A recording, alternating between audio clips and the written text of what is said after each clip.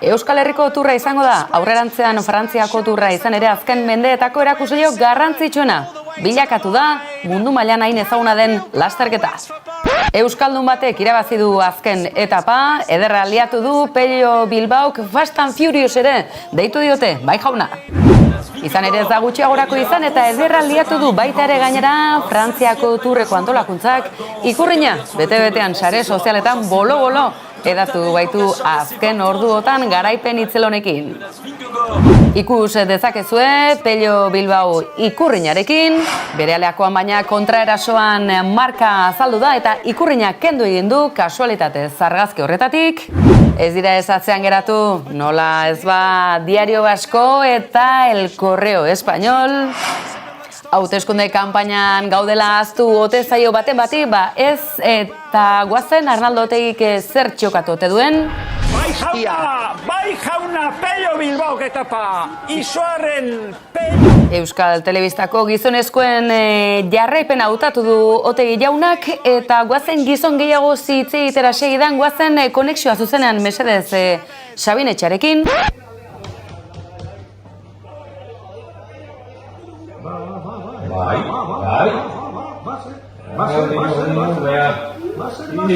Hori da hori naturaltasuna Jaun Andreok hauteskunde kanpainaren Ekuadorean.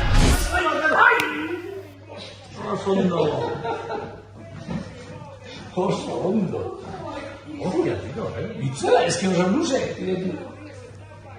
Oso ulundi. Lasai lagunak, edonola ere azken etapa garrantzitsuena da. Falta zaiguna eta hori laster izango da.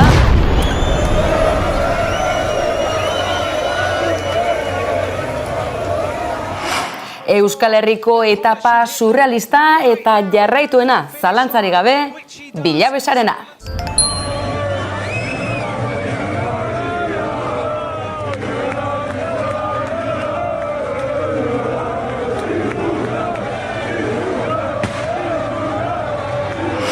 Barka bi ezagute nolatan ez dugu aipatu gure Fast and Furious ezagunena, mundu mailako esprinterrik jatorrena, basobizi plataformarekin ere bat egin da. Aizue, Pello Bilbao, zein da asmoa? Helburua, baso bat bertoko espeziez landatzea izango da, eta modu honetan Ginok lur zatitxo bat edukiko dugu Euskal Herriaren bihotzen. Eta gauzak honela, etapaz etapa, bere donazioa egiten ari da, eta ezker eskuin ikus dezakezuen nazioartean ere sona duen aportazioa dela Euskal txirrindularia egiten ari dena. Atera kontuak lagunak eta lortuko aldu, kolpez kolpek, Pello Bilbaoren agurra, basobizi plataformak lagunduta, iragarkien tartel labur hau eskainita. Ezker eskuin hauteskunde kanpainak aurrera darrai eta azken erdiraketa, Iñarritu, jaunarena. Yo creo que como expresión al menos puede ser desafortunada, como esa que se escucha estos días, ¿no? De Feijóo que te bote el narco del barco. Creo que no es acertada. Pilota baina auzitegi konstituzionalean ez dagoela eta euskaraz bizitzeko eskubidea udalek eta alkateek euren esku dutela gogorazteko aginte makila altxatu dute gaur Bilbon auzitegiaren aurrean. Eta gola ezkerraldetik sartu duena berriz, emakume langileen Osakidetzako garbitzaileen kolektiboarena, euren eskubideak eskuratzeko aurrera pausu handia eman eta ospatzeko eguna dutelako. Garaipena operazio saioan bestalde, lorpena izan du behintzat, kainakaik ez bereziki ondo abestu duelako. Ondo abesteko tarte izango du baina Benidorm festen izan ere, gasteiztarraren helburua euskeraz eta komertzialki garaipena eskuratza baita.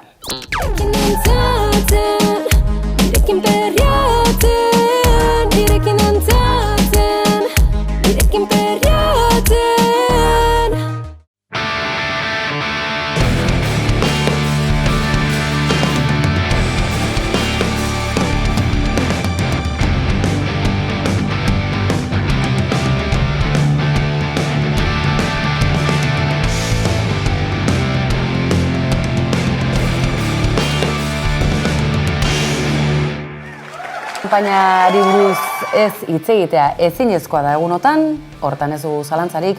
Aizue, sare sozialetan ez dakit nabarituko zenuten, baina badira milaka Twitter kontu, podcast, edota YouTubeko saio ezberdinak, eta bi ardatz nagusi ikus ditzakegu. Batetik, Ezkerrarekin edota Sánchezen hautagaitzarekin gertutasuna dutenak, informazioaren azterketa eta egoeraren irakurketa, proposamen zehatzen inguruko analisiak eskaintzen ahalegintzen ari direnak, eta bestetik eskuinarekin, eskuin muturrarekin eta neofrankismoarekin lotura zuzena dutenak, desinformazioa eta politizazioaren aurkako norabidean doazenak. Edo nola ere, azken orduotan analisiak ere ehunka ikusi ahal izan ditugu, hauxe hautatu dugu azken orduotan Alan Barroso kazetariak egindakoak. Besteak beste, Alderdi Popularrak ez soilik txapote kontzeptuarekin, baizik eta oro har etarekin egin duen edo egiten ari den erabilera.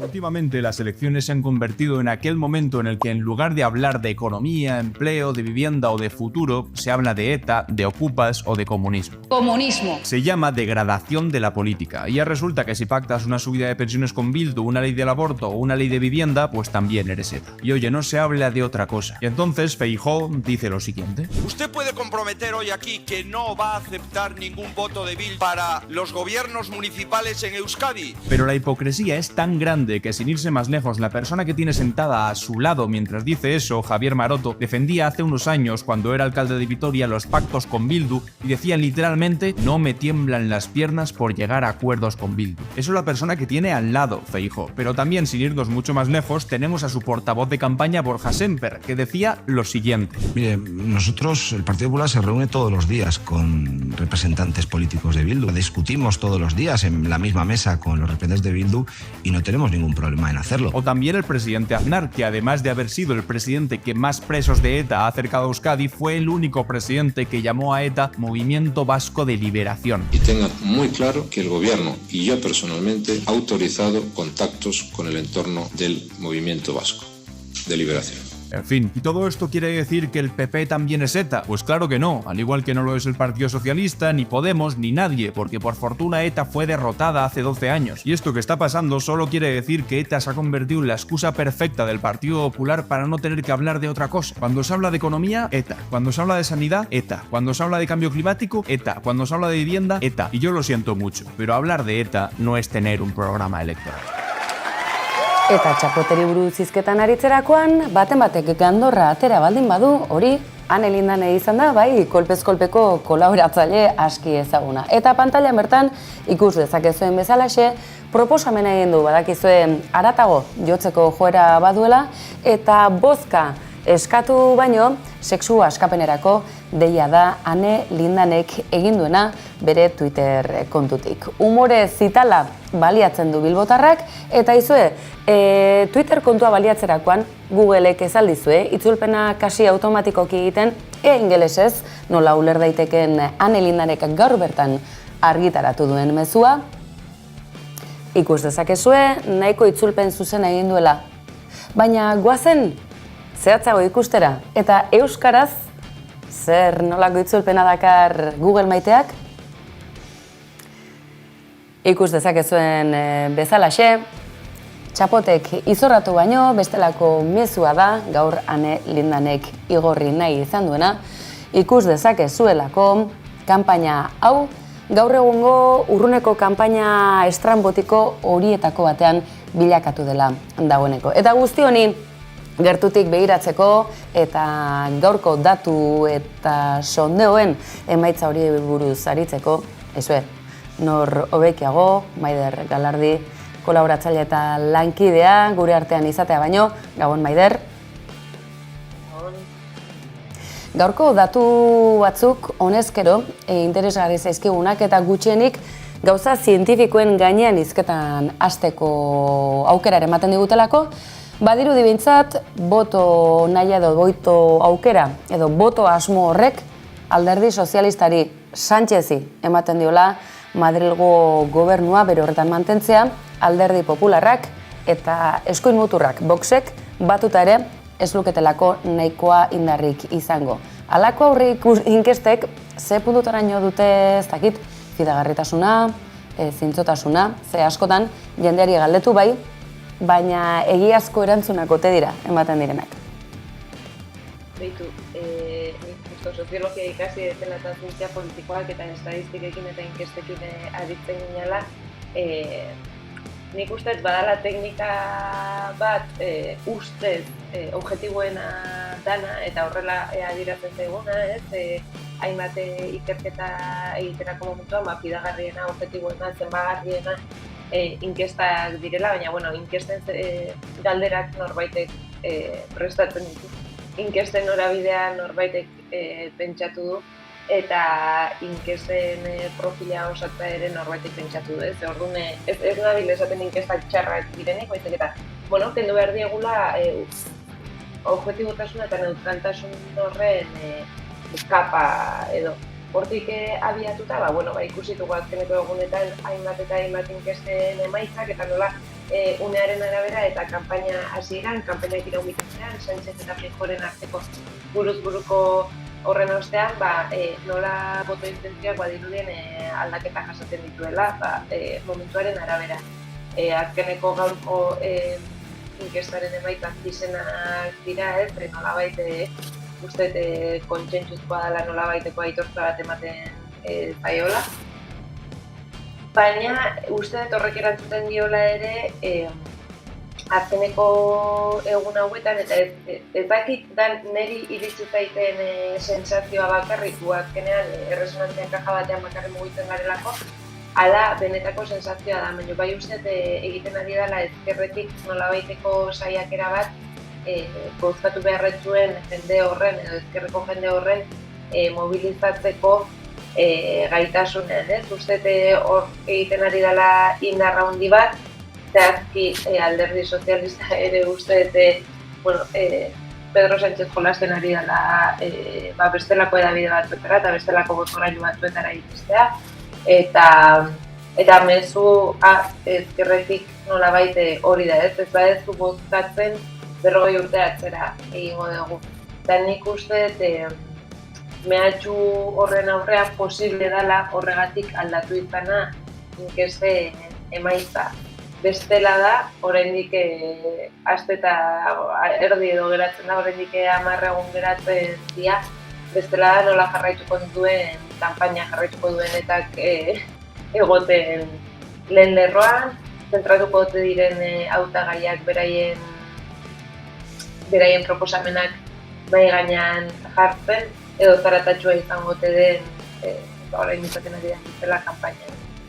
Zean ere aipatu dugu lehen, nolabaiteko alde batetik gezurren gainean eraikitako errealitate edota pentsakera bat sustatzen ari dela, desinformazioaren gainean eraikitako aro apolitiko batean, apokaliptiko ez apolitiko batean egon gaitezkela, hain zuzen ere, gaur bertan, egunotan ikusi ahal izan dugu, berria.eusen sartu besterik ez duzue, bertan ditugu besteak beste, Onintzaen Beita eta Nagua Alba. Biek gertutik ezagutu dute, bai kongresuko martxa eta baita estatu mailako politikagintza.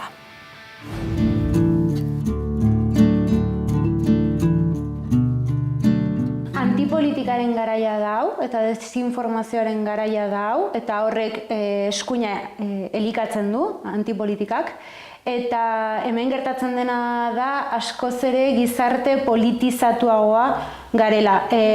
Politika beti izan da oso presente gure egunerokotasunean, asko hitz egiten dugu politikari buruz, gehiago informatu egiten gara, eta horrek eragina dauka gero botoan.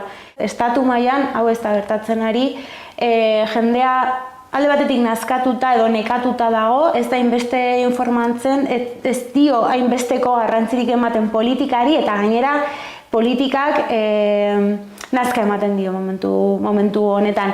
Eta Voxen diskurtsoan adibidez hori argi ikusten da, hortaz elikatzen dela, antipolitikaz elikatzen dela, eta antipolitika oso arriskutsua da, antipolitikatik monstruak datoz. Azkenean irabazten duten diskurtsoak dira naiz eta gezurra izan, jendeari iruditzen zaio, bere ipurdia salbatuko diona izango dela, ez dakit gogorren hitz egiten duena, edo txorradetaz ez duena hitz egiten. Ez du hitz egingo genero biolentziaz emakumeez eta gauza hauez, hitz egingo dugu lanaz, eta hitz egingo dugu krisitik ateratzeaz, eta hitz egingo dugu espainolak ondo bizitzeaz, eta kanpotik datozenak, gu ondo bizi bagara gero, baina lehenengo gu, orduan, diskurso horrek alatzen du, eta barru-barruan Hori da Voxen diskursoa, ez lehenengo gu, batez ere zuriak, heterosexualak eta gizonak, eta gero barkutik berez eroriko da jende pila bat, hori da eskuinaren estrategia, ez?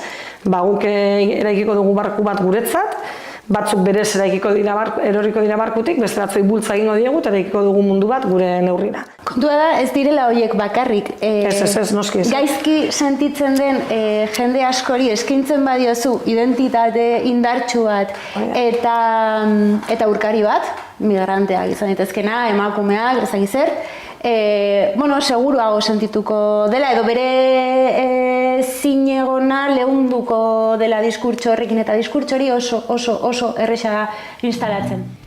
Segurtasuna, identitatea, pertenentzia, ez dira ez, nola nahiko kontuak eta erabakigarriak zalantzari gabe, kanpaina guztietan, baina oraingo honetan nabarmena ari da izaten, Maider. Bai, nik uste ereduen arteko talka bat gertatzear dagoela edo irudikatu dezakegula, ja duela urte batzuetatik. Oso nabarmen esan ereduen talka tokian eta Espainiako gorteetan ere nabarmena gertatu diala ez, baina nik uste orain horren representazioa edo aktuazioa edo horren performantza oso agerikoa dela.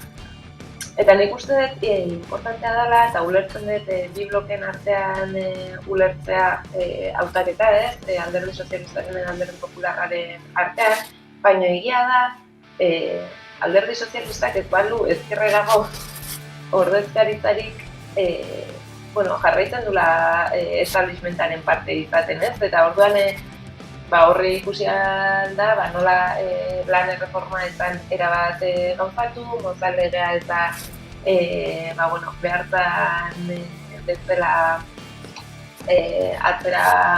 atzera bota, ez dakite ikusi da LGTBI eta indarkeria matxistaren aurkako neurriak ere nondik hartu diren eta zehazki trans legearekin non dauden erresistentziak ez.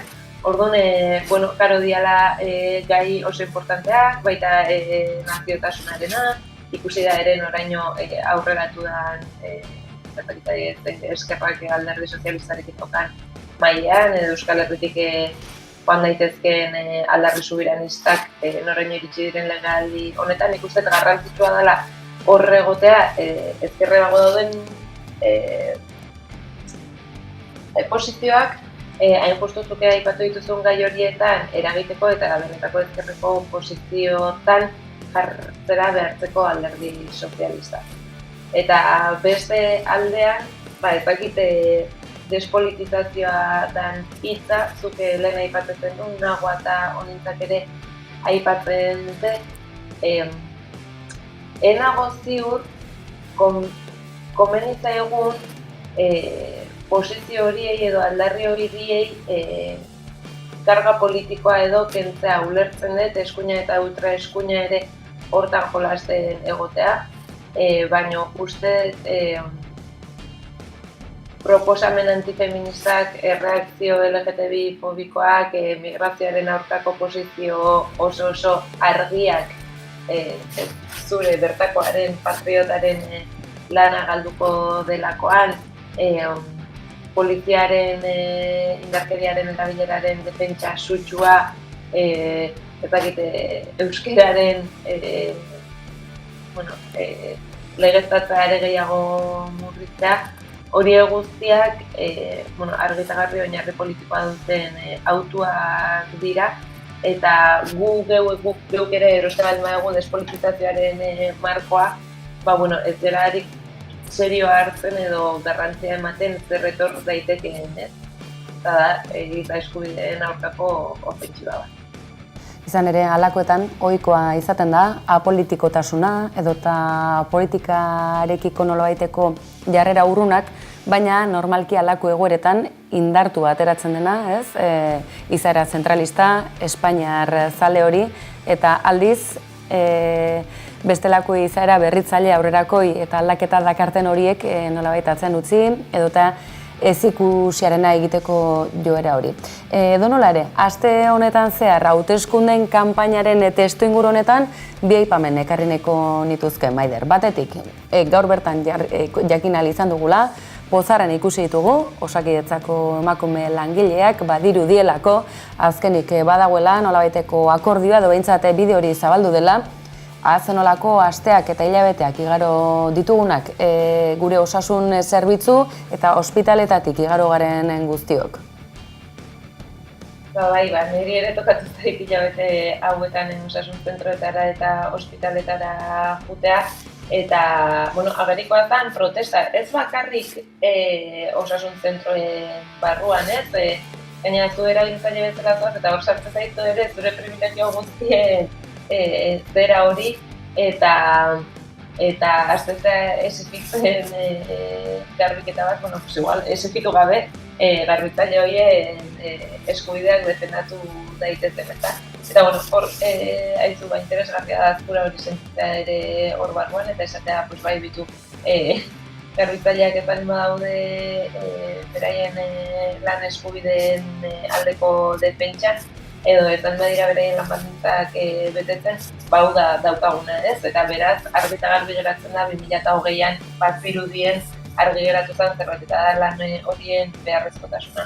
Baina ez bakarreko osasun zentroetan ikusi izan ditugu ere protestan ez kalean, eta nik uste hor ospitale kanpoan ikustea nola protestan ari ziren egun bat bai eta hurrengoa ere bai, akordio hontara iristean nik uste nahiz eta sindikatu batzuk ez dauden erabat konforme itundutakoarekin, nik uste printzipioz txalotu beharreko urratxoa dela.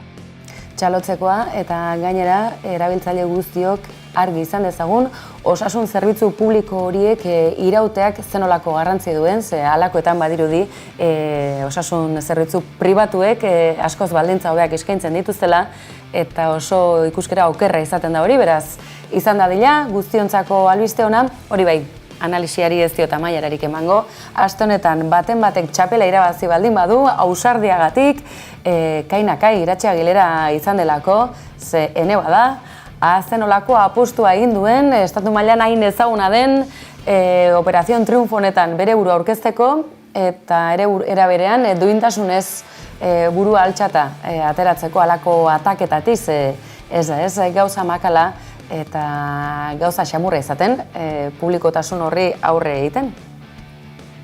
Nik uste kainakaik edo Iratxek euko zitula bi helburu buruan, ez? Batetik posible da akademian sartu nahi izatea, eta bigarrena, eta nik uste hau interesgarria da, eta uste gaina hau dela berak defendatzen duna, gustatu ala ez, egiten duna, eta da euskeraz kantu komertzialak egin alizatea eta kantu komertzialak koberizatzea edo ez, horien bertsioak egitea euskeraz. Eta adieraztea posible dela euskeraz egin, eta nik uste ikusita zona eduki duen, Operación Triunforen kontuek zabaldu dute, sare sozialetan bolo-bolo dabiltza bere bi aktuazioak, nik uste bi helburu horietako bat, lehenengoa bat ez dugu ezula lortu, ez dalako pasa hurrengo faseetara, lehenengoan bai ez bigarrenean. Nik uste lortu dula, kantatu du Bikoren kantu bat eta Quevedoren kantu bat euskeraz, eta hori zabaldu da, eta jendeak erreferentziatzat hartuko du aurrerantzean, kainaikai horrelako musika euskeraz egitearen irudi gisa, beraz, nik uste estrategikoki lortu nahi zoten. Marketing operazioa izan baldin bada, zalantzari gabe, arrakastaz burututakoa izan dela, eta humoretik ere bai, ze norberak bere honen ematen ez duenean, humorez hartu eta aurrera egitea ere gauza garrantzitsua izaten delako, batez ere emakume hongan, akatsak egiteko eskubiderik ere ez dugulako, badirudilako batzutan. Maider Galardi, eskerrik asko, gaur geurean beste behin izateagatik, espero zaitugu, oraindik ere, udako por maravillosoak hartu horretik. Gau pasa, aio. Irekin entzaten, irekin perriaten, irekin entzaten, irekin perriaten. Beatriz Artolazabalekin izandako enkontrutik polemika eta azkena, aizue Benidorm festera joateko azken proposamena egin du Gasteiztarrak, ondo eginda gainera, eta aizue, garaipena operazio saioan egindako saiakera ere ez da makala izan, eta aizue, akatsak egiteko edota gure onena ez emateko eskubide osoa dugu, baita emakumeok ere.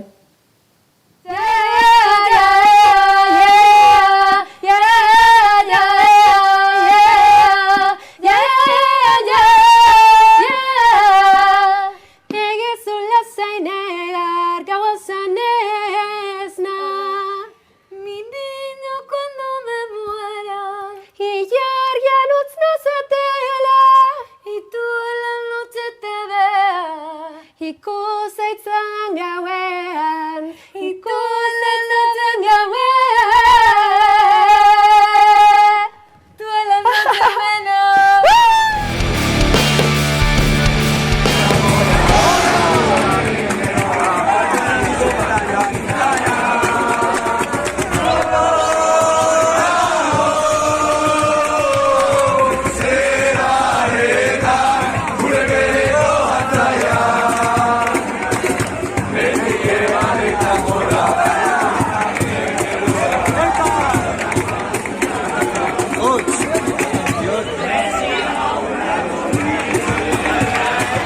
Herri Sanferminen egitarauaren zati handi bat bertan bera utzi du, UPNeko alkate berriak, ez da gauza edo kontu berria, baina izue, Lizarraldetik abiatuta, Iruñeko Alde Zaharreko kaleak zeharkatuta, Urepeleraino egin du jauzi Raimundo el Canastero taldeak, badakizue, Sanferminek botere handi bat dutela eta hori improvisazioarena da.